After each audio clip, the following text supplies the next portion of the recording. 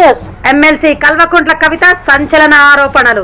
తెలంగాణలో రాజకీయ దుమారం రేపేలా ఎమ్మెల్సీ కల్వకుంట్ల కవిత కీలక వ్యాఖ్యలు చేశారు. టీజీఐఏసీ పరిధిలో 1,75,000 ఎకరాల భూములను తాకట్టు పెట్టేందుకు సీఎం రేవంత్ రెడ్డి కుట్రపూరితంగా స్కెచ్ వేసినట్టు ఆమె ఆరోపించారు. తన వద్ద దీనికి సంబంధించిన స్పష్టమైన ఆధారాలు ఉన్నాయని ఆమె తెలిపారు. టీజీఐఏసీని ప్రైవేట్ లిమిటెడ్ నుంచి పబ్లిక్ లిమిటెడ్ కంపెనీగా మార్చేందుకు ప్రభుత్వం రహస్య జీవోను విడుదల చేసిందని పేర్కొన్నారు. ఇది వేల కోట్ల రుణాలు పొందేందుకు ముందుగా వేసిన పథకమని విమర్శించారు. భూములను స్టాక్ ఎక్స్చేంజ్ లో తాకట్టు పెట్టే ప్రయత్నాలు జరుగుతున్నాయని, స్టాక్ మార్కెట్ నష్టాల్లో పడితే ప్రజల భూముల భవిష్యత్తు ఏమవుతుందని ఆమె ప్రశ్నించారు. గత 16 నెలల్లో 1.8 లక్షల కోట్ల అప్పులు తెచ్చినప్పటికీ అభివృద్ధి ఏమీ చేయలేదని ఆరోపించారు. 1,00,000 కోట్ల రూపాయలను కాంట్రాక్టర్ల ఖాతాల్లో వేసి 20% కమిషన్ తీసుకున్నారని తీవ్ర విమర్శలు చేశారు. దాదాపు 20,000 కోట్లు సీఎం వ్యక్తిగత ఖజానాకు వెళ్లినట్లు ఆమె పేర్కొన్నారు. ఈ ఆరోపణలు తాను ఆధారాలతో చేస్తున్నానని కవిత స్పష్టం చేశారు. నిజమేమంటే ప్రభుత్వం తక్షణమే శ్వేతపత్రం విడుదల చేయాలని డిమాండ్ చేశారు. ప్రస్తుతం